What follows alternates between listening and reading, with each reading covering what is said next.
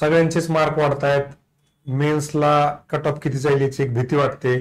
व्याकरणामध्ये गट क च्या पेपरमध्ये कमीत कमी 80 घ्यावं लागेल असं सगळ्यांना आता वाटायला लागलंय. कारण गट ब मध्ये 80 हा बऱ्यापैकी चांगल्या पोरांचा ऍव्हरेज स्कोर झालेला आहे. त्यातल्यात पेपर 1 म्हणजे लँग्वेज व्याकरणाचा पेपरचा जेव्हा आपण विचार करतो, स्कोरिंग आपण म्हणतो मराठीमध्ये, पण आपला स्कोर काही 40च्या वर जात नाही, 42-43 रेंज मध्ये अडकतोय. आणि या सगळ्या गोष्टींसाठी जर आपल्याला 45 प्लस मार्क म्हणजे 45 पेक्षा जास्त मराठी व्याकरणामध्ये मिळवायचे असतील तर काय करायचं, यासाठी नमस्कार, स्वागत आहे सर्वांचं आपल्या एमपीएससी एक्झाम मंत्राच्या प्लॅटफॉर्मवर.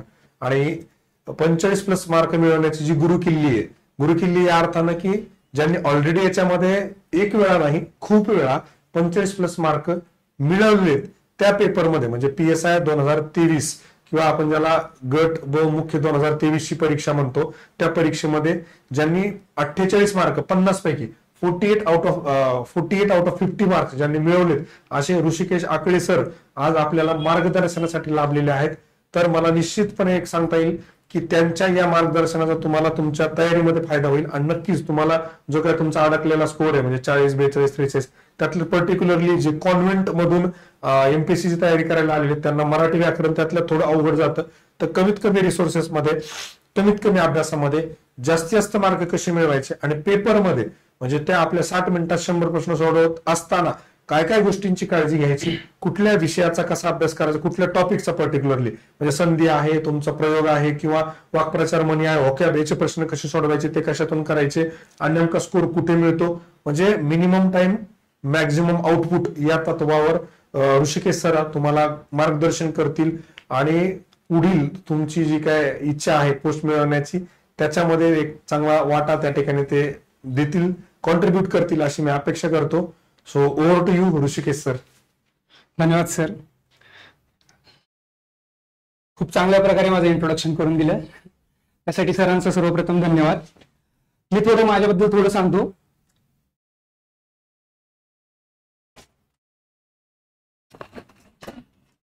मी 2023 मध्ये 39 रँक मिळवून PSI झालेलो आहे. त्यापूर्वीचं थोडं मी बॅकग्राऊंड सांगतो. राज्यसेवेच्या 2 मेन्स, ग्रुप बी च्या 4 मेन्स आणि ग्रुप सी ची 1 मेन्स, आजपर्यंत मी 7 मुख्य परीक्षा दिल्यात आणि जवळजवळ सर्व ठिकाणी मला 45 प्लस मार्क मराठीमध्ये आलेले आहेत. माझा बेस्ट स्कोर आतापर्यंतचा 48 आहे.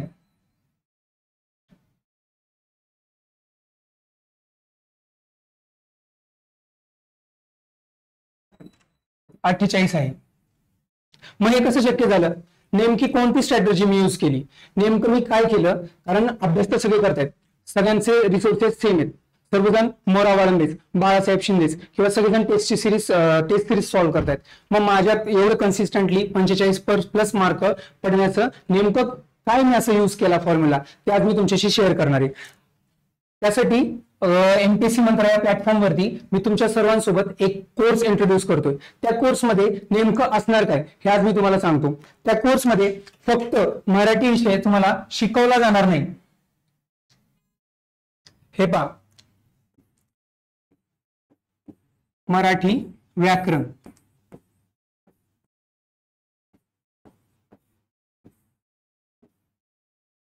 आणि मार्गदर्शन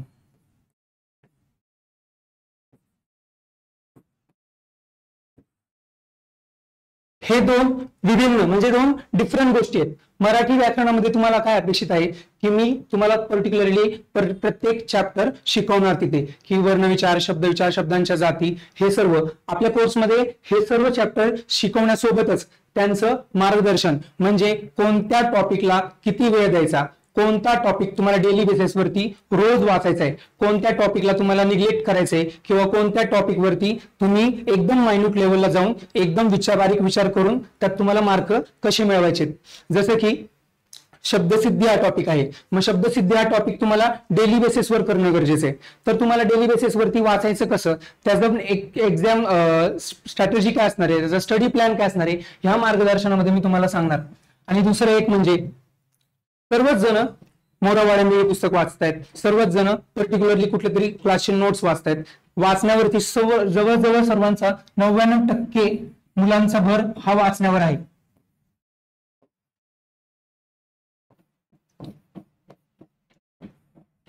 आणि आपल्या या कोर्समध्ये आपण फक्त वाचण्यावरती भर न देता आपण या कोर्समध्ये आयोगाचे जे पीवायक्यू आहे थेट प्रिंट करून आणणार आहेत आणि आपण रोज 3 ते 4 क्वेश्चन पेपर आयोगाचेच, कारण जवळजवळ आतापर्यंत राज्यसेवा ग्रुप बी आणि ग्रुप सी चे जर आपण पेपर कन्सिडर केले तर जवळजवळ 70 एक क्वेश्चन पेपर आपल्या हाती आहेत आयोगाचे आणि ते आपले खरे मार्गदर्शक आहेत. म्हणजे आपल्याला या कोर्समध्ये मार्गदर्शन म्हणून कोण आहेत, तर आयोगाचे पीवायक्यू चे पेपर्स. आपण सर्वचे सर्व topic wise question paper analysis करतोय. 0 एरर झालं किंवा एक आपा हातुरे सरांचं पुस्तक झालं, हे सर्व कसे आहेत टॉपिक वाईज क्वेश्चन पेपर आहेत. पण आयोगाचा पेपर हा टॉपिक वाईज नाहीये. आयोगाचा पेपर कसा आहे, तुम्हाला सर्व मिक्स क्वेश्चन येतात एका तासामध्ये तुम्हाला सॉल्व्ह करायचे. मग तशी प्रॅक्टिस आपण करतो का डेली बेसिस वरती, तर तशी प्रॅक्टिस आपण करत नाही. त्याच्यामुळे आपल्या सिली मिस्टेक खूप होतात, खूप मोठ्या प्रमाणात त्या सिली मिस्टेक होतात. मराठीमध्ये जर 3-4 सिली मिस्टेक्स अशा झाल्या आणि 3-4 क्वेश्चन आपल्याला जर आले नाही तर ह्याची बेरीज जवळजवळ 6 ते 8 क्वेश्चनची होती आणि ह्या स्कोर पर्यंत जवळजवळ सर्व महाराष्ट्र येऊन थांबतो. मग आपल्याला नेमकं करायचं काय, की आपल्याला नेमकी कोणती स्ट्रॅटेजी यूज करायची आहे, तर आपल्याला डेली बेसिस वरती जसं आपण प्रत्येक टॉपिकचं रिव्हिजन करतो आणि प्रत्येक टॉपिकचे क्वेश्चन सॉल्व्ह करतो. ह्यामुळे होतं काय की आपल्याला इंग्रजी असो किंवा मराठी असो आपल्याला एक अंदाज येऊन जातो की हा क्वेश्चन कोणता आहे, या टॉपिकवरचा हा क्वेश्चन आहे. त्यामुळे आपलं कल जातो ते उत्तर टिक करण्याला. त्यामुळे आपल्या ब्रेनला जास्त प्रेशर क्रिएट होत नाही किंवा आपण जास्त बुद्धीला चालनाच देत नाही. त्यामुळे आपल्याला सोपे क्वेश्चन कशा सोपे वाटायला लागतात. पण तेच जर पूर्ण 1 तासामध्ये प्रेशर क्रिएट होतं आपल्याला आणि पूर्ण 100 क्वेश्चन जेव्हा टॅकल करायचे असतात तेव्हा आपल्याला नेमकं आयडेंटिफायच होत नाही की हा क्वेश्चन नेमका कोणत्या टॉपिकचा आहे. इंग्लिशमध्ये तर त्याहून जास्त कठीण परिस्थिती असते की आपल्याला आयडेंटिफायच होत नाही एरर कोणती असते किंवा आयडेंटिफायच होत नाही की ऍडव्हर्बचा क्वेश्चन आहे का प्रिपोजिशनचा क्वेश्चन आहे. मराठीच्या बाबतीतही सेम लागू होतं. तर ती अॅक्युरेसी कशी वाढवायची, त्या सिली मिस्टेक्स कशा कमी करायच्या, 45+ मार्कापर्यंत जायचा नेमका मंत्र कोणता आहे, तर तो सिंपल आणि साधा मंत्र आहे. कोणता, तर आयोगाचे क्वेश्चन्स रिपिटेटिव्ह स्वरूपात टाइम लावून सॉल्व्ह करणं आणि आयोगाच्या प्रत्येक क्वेश्चनचा अनालिसिस करणं, ऑप्शनचा अनालिसिस करणं. ह्या कोर्समध्ये आपण तेच घेऊन येतोय. सर्वप्रथम मराठी व्याकरणामध्ये मी माझ्या पद्धतीने किंवा मला जसं सोयीस्कर वाटेल त्या पद्धतीने तुम्हाला प्रत्येक टॉपिक इथे शिकवणार आहे. ते शॉर्ट फॉर्म मध्ये शिकवणार आहे. बऱ्याचदा काय होतं मराठी व्याकरणामध्ये आपल्याला टॉपिक फिक्स असतात एवढे आणि कधी कधी एखादा टॉपिक येतो की चरमेतर प्रत्यय काय किंवा आख्यात काय आणि आपण त्यावरती अनालिसिस करत बसतो आणि त्याचे सोर्सेस शोधण्याचा प्रयत्न करतो. तर या नादाला न लागता आपल्या हाती जे आहे, आपल्या हातात जे आहे ते पक्क करणं, त्याचे सब प्रकार पाठ करणं. फॉर एक्झाम्पल क्रियाविशेषण अव्ययाचे सब प्रकार पाठ करणं, त्याची वेगळी नावं पाठ करणं हे आपल्याला अपेक्षित आहे. पण चरमेतर प्रत्यय, चरम प्रत्यय ते सोडून ते प्रत्यय पाठ करणं इतकं जायची गरज नाहीये. आपल्या हाती मोरावाळंबे जे आहे, मोरावाळंबेमध्ये जो कंटेंट आहे, बाळासाहेब शिंदे सरांच्या बुकमध्ये जो कंटेंट आहे तेवढा जरी केला तरी तो इनफ आहे. पण तो करताना त्याच्यावरती अशा प्रकारे हँड मिळवायचा आहे की त्यातून क्वेश्चन आला म्हणजे आपला चुकता कामा नाही. आणि तो हँड कसा मिळवायचा आहे, आपण फक्त पुस्तक बऱ्याचदा काय होतं एखादा क्वेश्चन पेपर आपण घेतला आणि तो क्वेश्चन पेपर आपण सॉल्व्ह केला आणि त्याचा अनालिसिस करायला 3-4 तास निघून जातात. त्यामुळे आपल्याला असं वाटतं की एवढं टाइम कन्झ्युम करण्यापेक्षा 4-5 तास कन्झ्युम करण्यापेक्षा मी 4-5 तासात पुस्तक वाचून काढतो, माझा जास्त अभ्यास होईल. पण तीच मेथड चुकती आणि त्यातच बऱ्याच जणांचा स्कोर घडतो. ती अॅक्युरेट मेथड नाहीये. अॅक्युरेट मेथड काय, तुम्ही एक क्वेश्चन पेपर घ्या, एका क्वेश्चन पेपरमध्ये 50 मराठीचे क्वेश्चन असतात, 50 क्वेश्चन मध्ये पूर्ण सिलेबसला तुम्ही टच होतात, पूर्ण क्वेश्चनच्या माध्यमातून तुमची रिव्हिजन होते आणि ते जास्त इम्पॉर्टंट आहे. कारण प्रत्येक आणि तो पेपर तुम्हाला पूर्ण सिलेबसला ओव्हरकम करतो आणि तुम्हाला असं सांगतो की कायम आयोग जे क्वेश्चन्स विचारणार आहेत तेच तुम्हाला रेफर करणं गरजेचं आहे. अनावश्यक डाटा तिथेच कट होत जातो आणि आयोग ज्यावरती रिपीटेडली क्वेश्चन्स विचारतायत आपण त्यावरती स्टिक राहून आपल्या स्टडी बरोबर त्या टू द पॉइंट चालला जातो. आणि बऱ्याचदा आपण 10 क्वेश्चन पेपरमध्ये आपल्याला कळून जातं की अरे आयोग तर पर्टिक्युलरली या टॉपिकवरच क्वेश्चन विचारतोय आणि हे टॉपिकच आपल्यासाठी खूप इम्पॉर्टंट आहे.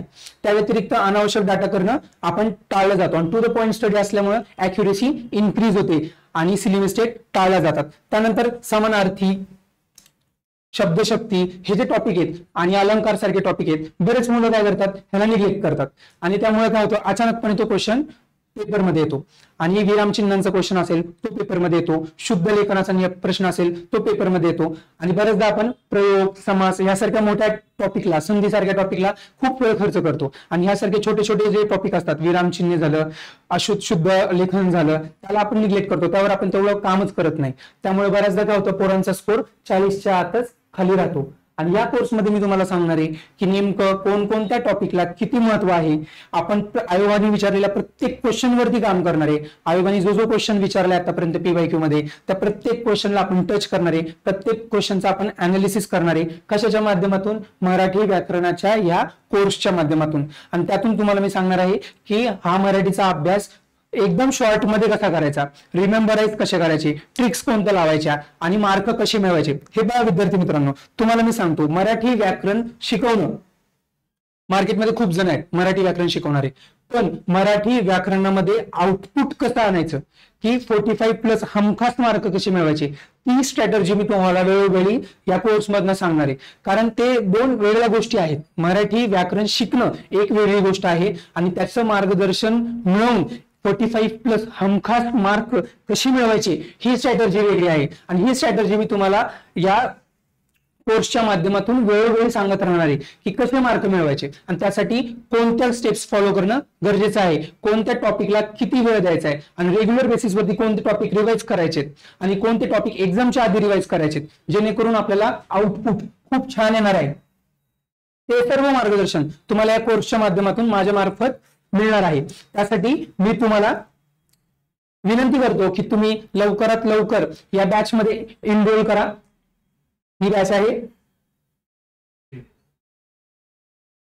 मराठी व्याकरण 45 गुणांची गुरुकिल्ली. स्वतः मी मार्गदर्शन करणार आहे. तुम्हाला परत एकदा विनंती करतो की या बॅचला तुम्ही एनरोल करा, आणि आपण परत नंतर भेटूयात बॅचच्या माध्यमातून. धन्यवाद.